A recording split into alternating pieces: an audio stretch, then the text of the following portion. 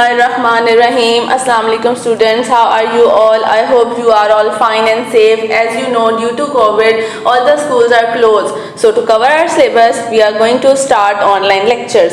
I am giving you the lecture of General Science. Let's start our first chapter, which is Introduction and Role of Science. What is science? Science क्या है?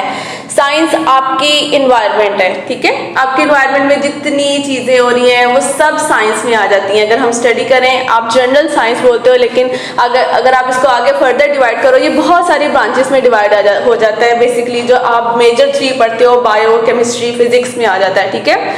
आपके इर्द गिर्द सारे living, non living organisms, उनकी सारी study वो सब बायो में आ जाते हैं। फिजिक्स के अंदर आपके सारे मोशंस आ जाते हैं, आपके लॉज, न्यूटन के लॉज आ जाते हैं, ये सब आपके फिजिक्स कवर कर लेती है। और केमिस्ट्री में सारे रिएक्शंस आ जाते हैं, ठीक है। सो जब इन सबको हम इकट्ठा पढ़ते हैं, इनको ऑब्जर्व करते हैं, इनके ऊपर हाइपोथेसिस कुछ देखते हैं, डिडक्शन करते हैं, एक्सपेरिमेंट्स करते हैं, प्रूव करते हैं किसी चीज़ को, तो वो सारा का सारा आप एक्चुअली में साइंस के अंडर पढ़ रहे हो। सो वन बाय वन हम स्टार्ट करते हैं। आपका फर्स्ट जो लाइन है वही आपको साइंस के वर्ड की एक्सप्लेनेशन दे रहा है। The word science is derived from the Latin word scientia, which means to study and analyze facts in original form. So आपका साइंस क्या वर्ड है? एक लैटिन वर्ड है जो कि जिसका नाम था साइंटिया। इसका मतलब है स्टडी, यानी पढ़ना। किस चीज़ को, किसी भी फैक्ट को, आपके सामने जो भी चीज़ आ रही है, आपने किसी भी चीज़ को देखा है, आपने उसके बारे में अब स्टडी करना है, ठीक है। ऑब्जर्व करने के बाद आपने देखना है क्या वो ठीक है या नहीं है, इसके ऊपर एक्सपेरिमेंट करने हैं, उसको प्रूव करना है। अगर वो ठीक है तो वो एक फैक्ट की फॉर्म में आ जाता है, जिसको हम लॉज या थ्योरीज का नाम दे देते हैं। So the basic principle of science is observation and hypothesis. So science कहाँ से स्टार्ट हो रही है? किसी भी चीज़ को ऑब्जर्व करना, और ऑब्जर्व करने के बाद उसके बारे में एक स्टेटमेंट दे देना। To establish scientific law in the light of experiments is called scientific method. So उन चीज़ों को ऑब्जर्व करने के बाद, हाइपोथेसिस, एक स्टेटमेंट देने के बाद, हम उस स्टेटमेंट को ट्रू और क्रॉस यानी फॉल्स है उसके ऊपर एक्सपेरिमेंट परफॉर्म करते हैं। और फिर एक्सपेरिमेंट के बाद अगर वो प्रूफ हो जाती है कि वो चीज़ ठीक है, तो फिर हम उसको एक थ्योरी बना देते हैं। ये इस पूरे प्रोसेस को हम कहते हैं साइंटिफिक मेथड। आपका question number 4, what is science, जो सा है वो उसी का आंसर यहाँ पे आ जाता है फर्स्ट आपकी लाइन में। और इसके अलावा अनदर क्वेश्चन भी बन सकता है जिसका नाम है यानी क्वेश्चन है व्हाट इज साइंटिफिक मेथड। सो जो आपकी लास्ट लाइन है ये आपके क्वेश्चन साइंटिफिक मेथड को कवर कर रही है। अब हम स्टार्ट करते हैं हिस्ट्री ऑफ साइंस, कि पुराने वक्तों से साइंस कैसी थी और अब कैसी हो गई है। So the history of science is as old as the man himself. So यहाँ पे ये बात क्लियर करें कि जब से ये दुनिया बनी है, जब से इस दुनिया में इंसान आया है, साइंस तब से है। आपका पानी, आपकी हवा में गैसेस, पानी का फॉर्मूला, सारा केमिस्ट्री आ रही है, ठीक है। उसके बाद फर्स्ट लिविंग ऑर्गेनिज्म का बनना, वो बायो का कवर कर रहा है। और उसके बाद आहिस्ता आहिस्ता उसकी मूवमेंट, आना जाना, वो सारा फिजिक्स को कवर कर रहा है। इसके अलावा भी बहुत सारी ब्रांचेज है जो सब कवर होती हैं। So with the passage of time, man learned from the interaction with the surrounding, which later added to his knowledge of science. For example, when he burned first time the wood for fire, he basically discovered the process of combustion, and he also came to know that wood burns but a stone does not. So एक छोटी सी आपको example दे दी है science की, कि जब इंसान ने सीखना शुरू किया तो उसने सबसे पहले आग जलाना शुरू की, ठीक है। जब उसने आग जलाई तो उसने ये देखा कि एक लकड़ी के ऊपर अगर बार बार पत्थर को रगड़ा जाए तो लकड़ी में आग जलती है, पत्थर में नहीं लगती बट लकड़ी में लगती है, ठीक है। उस टाइम उसने सिर्फ ये देखा भाई आग जल गई, लेकिन एट द एंड अब आके हमने देखा कि उस आग के जलने के पीछे का प्रोसेस क्या है, वो कंबस्शन है। नाउ ग्रीक पीरियड फिलोसोफर, यानी कि जो ग्रीक फिलोसोफर्स थे उनका एक दौर गुजरा था। अब हम ये इस पैराग्राफ में वो चीज़ चेक करेंगे। Greek philosopher took special interest in science as they did in other subjects. They took interest in science even before 500 BC। BC means before Christ. So वो कह रहे हैं कि उन्होंने एक अच्छा खासा इंटरेस्ट साइंस में दिया, और ये यानी कि साइंस जो सी थी उन्होंने 500 BC यानी बिफोर क्राइस्ट से पहले से ही वो इसमें इंटरेस्ट ले रहे थे। Greeks were not interested in proving their ideas through experiments. बस गलती उनमें क्या थी कि वो अपने जो भी इंटरेस्ट ले रहे थे उसको प्रूव नहीं करते थे, एक्सपेरिमेंट्स परफॉर्म नहीं करते थे।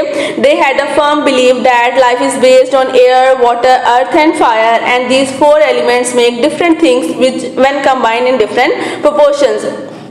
वो इस बात पे यकीन रखते थे कि जो ज़िंदगी है वो इन 4 से 5 चीज़ों पे बनी हुई है। वो 4 चीज़ें कौन सी हैं? हवा, एयर, वाटर, पानी, अर्थ, ज़मीन, फायर, आग। इन 4 चीज़ों की कॉम्बिनेशन से ही कोई ना कोई 5वीं चीज़ बन रही है, या इन 4 चीज़ों की कंपोजिशन ही चेंज कर दो तो कोई न्यू चीज़ बन जाती है। वो इस चीज़ पे फर्म थे कि यही 4 चीज़ें जो कि ज़िंदगी को चला रही हैं आगे। देन उसके बाद आ जाता है period of Muslim scientist. 600 AD to 1400 AD is the era of Islamic chemistry। थोड़ा सा केमिस्ट्री के बारे में वो बता रहे हैं। In this period many intelligent and research minded scholars observe the properties of matter। So आपके जितने कह लें कि एलिमेंट्स हैं उन सब के ऊपर इन्होंने थोड़ा काम किया। They carried on new experiments and discovered elements like arsenic। Besides this a number of compounds were made। Experimental tools like retort were made for distillation। Distillation एक पूरा प्रोसेस है जिसका एक पूरा सेटअप होता है। वो सेटअप के बारे में बात कर रहे हैं कि डिस्टिलेशन के प्रोसेस के लिए जो पूरा सेटअप चाहिए होता है उन्होंने वो सब सेटअप के टूल्स बनाए। The period of alchemy was no doubt the period of Muslim scientists। They presented chemistry as experimental science for the first time। इन्होंने केमिस्ट्री को एक्सपेरिमेंट्स के लिए भी यूज़ किया, यानी केमिस्ट्री को एक्सपेरिमेंटल तौर पे 2 से 3 उन्होंने कह लें कि आपके एलिमेंट्स को कंबाइन किया और थर्ड कोई न्यू कंपाउंड बनाए। उन्होंने इसको एक्सपेरिमेंट करके प्रूव किया। सो वो इसको इसलिए एक्सपेरिमेंटल साइंस में लेकर आ रहे हैं। Many experiments were performed in this period and many new chemicals were discovered। so इस टाइम पे केमिस्ट्री के ऊपर बहुत सारा काम हुआ। देन आ जाता है period of non Muslim scientist, यानी कि वो मुस्लिम्स तो नहीं थे बट काम उन्होंने भी किया। In 13th century Muslim brought a complete change in the field of chemistry and they dominated for about 7th century until Genghis Khan and Halaku Khan destroyed the Islamic world। so वो कह रहे हैं कि 13th century तक मुस्लिम scientist ने बहुत ज़्यादा काम किया और साइंस को एक लेवल तक लेकर गए, लेकिन उसके बाद चंगेज़ खान एंड हलाकू खान आए थे। उन्होंने मुस्लिम कम्युनिटी उस टाइम पे जो एक सारी थी उसको डिस्ट्रॉय कर दिया। Gradually, the Western scientists who got knowledge from Muslim universities took over the task of developing science from the Muslims। They introduced these scientific approaches in Europe, which are still practiced। Modern age scientists are Galileo, Isaac Newton, George Mendel, Edison, Marconi, Einstein and many others। so वो यहाँ पे ये कह रहे हैं कि उसके बाद जब चंगेज़ खान और हलाकू खान ने आपके सारे मुस्लिम साइंटिस्ट की सारी यानी जो भी उन्होंने अपनी बुक्स वगैरह लिखी थी, या कह लो कि उन्होंने उस पूरे एरा को ख़राब कर दिया, डिस्ट्रॉय कर दिया, जंगें लड़ी, जो भी सब हुआ, उसके बाद मुस्लिम साइंटिस्ट का सब काम ख़त्म हो गया। जो न्यू मुस्लिम्स उसके बाद के जो रह गए थे उन्होंने उनके ऊपर काम नहीं किया। सो उसके बाद जो आपके नॉन मुस्लिम्स थे उन्होंने उनकी वो बुक्स पकड़ी, उनको स्टडी किया और उनके ऊपर फिर आगे काम करना शुरू कर दिया। और आज भी इवन अभी भी जो भी सब चीज़ें प्रैक्टिस हो रही हैं वो सब वही मुस्लिम साइंटिस्ट की हैं, बट क्या आ जाता है कि नाम अब नॉन मुस्लिम्स का आ जाता है। तभी तो सही कहते हैं कि हमारी जो साइंस है इसको सबसे पहले डिस्कवर ही मुस्लिम साइंटिस्ट ने ही किया था, लेकिन आज क्योंकि हमारे मुसलमानों ने उन साइंटिस्ट से आगे फ़ायदा हासिल नहीं किया, उनकी चीज़ों को छोड़ दिया, हमारे मुसलमान ऐशो इशरत में लग गए थे, तो इस चीज़ का फ़ायदा अंग्रेज़ों ने उठाया और उन्होंने मुस्लिम्स की बुक्स को पकड़ा, उनको स्टडी किया और आज देखें वो हमसे कितने आगे चले गए हैं। अब नेक्स्ट आ जाते हैं concept of science in Islam. Islam science के बारे में क्या कहता है? Islam is a complete code of life. It gives us a clear and real picture of the fact and invite us to utilize natural resources for the benefits of mankind. अगर आप कुरान पढ़ते हो, कुरान की जो पहली आयत उतरी थी वो उतरी थी पढ़ अपने रब के नाम पर, ठीक है। यानी उन्होंने साइंस भी और इस्लाम भी, ये दोनों एक ही साथ साथ चीज़ें। हमारा इस्लाम भी कहता है कि पढ़ो और साइंस भी ये कहती है कि ऑब्जर्व करो, चीज़ों को अंडरस्टैंड करो, समझो, लिखो, पढ़ो, ठीक है। सो यहाँ पे ये कह रहे हैं कि हमारा इस्लाम एक कंप्लीट कोड ऑफ लाइफ है, वो ज़िंदगी के बारे में आपको हर चीज़ बता रहा है, यानी इस्लाम भी साइंस के बारे में बताता है। Islam is a practical religion and it is based on logics, observations, experiments and result। इस्लाम में हमें यही कहता है कि आप किसी चीज़ को ऑब्जर्व करो, उसके बाद उसके बारे में देखो, सोचो क्या वो ठीक है, गलत है, उसके बारे में एक्सपेरिमेंट्स यानी आप करें और फिर उस चीज़ को रिजल्ट में कंक्लूड करें। Many verses of the Holy Quran point out these factors clearly। The Holy Quran says, "Don't you see?" हमारा होली कुरान कहता है क्या आपको नज़र नहीं आता, क्या आप नहीं देखते हो? Don't they think over it? जो देखते हो क्या उसके ऊपर सोच विचार नहीं करते हो? Don't they ponder upon it? क्या आप उसको गौर व फिक्र उस चीज़ पे नहीं कर रहे हो जो आप देख रहे हो? Teachings of the Holy Quran make us more inquisitive about our surroundings. Even the first ever words of the Holy Quran are very clear about this. वो बात उन्होंने आगे आपको कर दी है. Read in the name of their Lord and Cherisher who created man out of a clot of congealed blood. Read, and their Lord is most bountiful. He who taught the use of the pen taught man that which he knew not. So ये first हमारी revelation भी आई थी और first revelation में उन्होंने यही कहा था, पढ़ अपने रब के नाम पर. ठीक है. So वो कह रहे हैं कि ये आपके कुरानिक वर्स में भी आ जाता है. Like Quranic verses, there are many hadiths in which emphasis is given on the knowledge, its importance and obligations on Muslims. For example, Hazrat Muhammad sallallahu alaihi wasallam said, to seek knowledge is the obligation of every man and woman. आजकल का जो हमारा मौशा चल रहा है जी, लड़कों को पढ़ा दो तो लड़कियों को ना पढ़ाओ. सो यहाँ पे उन्होंने हमारे हुजूर पाक सल्लल्लाहु अलैहि वसल्लम ने भी कहा है कि नॉलेज गेन करना मर्द और औरत दोनों पर ही है. दोनों को चाहिए कि वो नॉलेज हासिल करें. लाइक दिस अनदर हदीस is seek knowledge from lap cradle to grave. यानी कि आप जब छोटे बेबी होते हो, लैप गोद को कहते हैं कि आप जब मदर की गोद में होते हो आप तब से ही सीखना शुरू कर देते हो और एट द एंड जब तक आप कब्र में नहीं पहुंचते हो तब तक आप सीखते ही हो और सीखना ही चाहिए.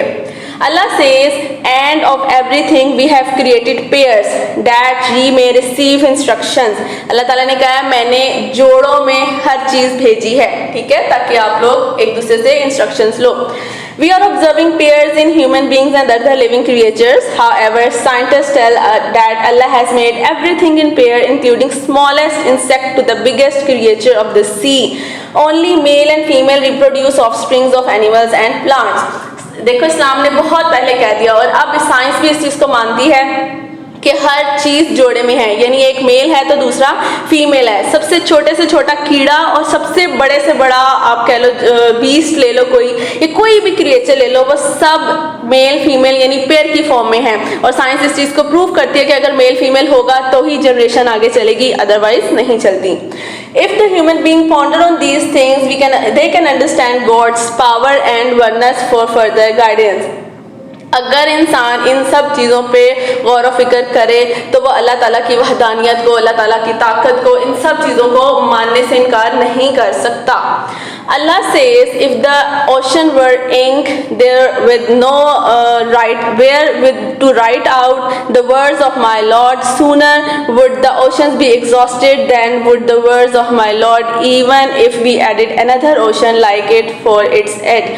यहाँ पे वो सिंपल वर्डिंग में मैं इसको बताती हूँ कि वो यहाँ पे ये कह रहे हैं कि अगर हम अल्लाह ताला की जितनी अल्लाह ताला ने हम पे ये रहमतें बरसाई हैं, अगर हम इन सब को लिखने बैठें तो हमारे समंदरों के सारे पानी ख़त्म हो जाएंगे. अगर हम उस पानी को इंक के तौर पे यूज़ करें तो हमारा सारा समुंदर जितने भी हैं वो सब ख़त्म हो जाएंगे. लेकिन अल्लाह ताला की इन नेमतों को, इन रहमतों को हम लिखते लिखते ख़त्म नहीं कर सकते हैं. This tells us that human knowledge and wisdom is unable to the non-facts of nature. इसका मतलब ये कि अभी तक इवन हमें जितना पता चला है वो भी अल्लाह ताला की इन नेमतों के आगे कुछ नहीं है. अभी हम बहुत थोड़ा सा जान पाए हैं. It is only a little knowledge that is communicated to you. So हम तक अभी जितनी आई है वो बहुत थोड़ी knowledge है. Great scientists cannot claim to understand reality and their views keep on changing day by day. Quran invite us to think, which is the basis of science.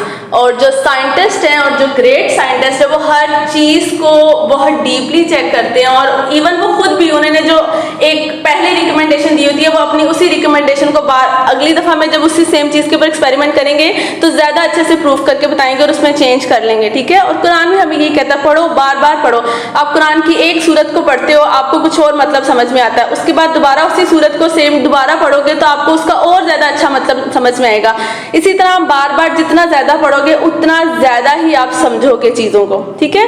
सो हमारा फर्स्ट लेक्चर यहाँ तक का ही था. हमारा जो आपका पीछे से एक्सरसाइज के जो क्वेश्चंस हैं उनमें से इस टॉपिक के अंदर आपके 2 क्वेश्चंस कवर हो रहे हैं. एक आपका क्वेश्चन नंबर 4 कवर होता है जो कि आपका फर्स्ट पेज पेज पे ही आ जाता है। उसके बाद आपका क्वेश्चन नंबर 11 कवर हो रहा है, जो कि आपके सेकंड पेज पे आ रहा है, जिसको मैंने हाईलाइट भी किया हुआ है। दो आपके वर्सेस हैं जो कि उन्होंने आपसे क्वेश्चन नंबर 11 में पूछी गई हैं। मैं क्वेश्चन आपका रिपीट कर देती हूँ। क्वेश्चन नंबर 11 है, the importance of science and knowledge have been discussed in the holy Quran, right 2 verses of the holy Quran to explain. So जो 2 वर्सेस हैं आपकी यहाँ पे मैंने हाईलाइट की हुई हैं, ये 2 वर्सेस आपको याद करनी है, ठीक है। सो आपका जो फर्स्ट लेक्चर है वो मैंने आपका जो क्वेश्चन नंबर 4 है फर्स्ट वाला, व्हाट इज साइंस, वो भी मैंने आपको बता दिया। देन आपका क्वेश्चन नंबर 11 वो भी मैंने आपको बता दिया है, और आपका जो टॉपिक है वो आज यहाँ तक का कवर हो जाता है। उम्मीद करती हूँ आपको मैंने बहुत अच्छे से समझाया होगा और आप इसको अच्छे से याद कर लेना। अल्लाह हाफिज।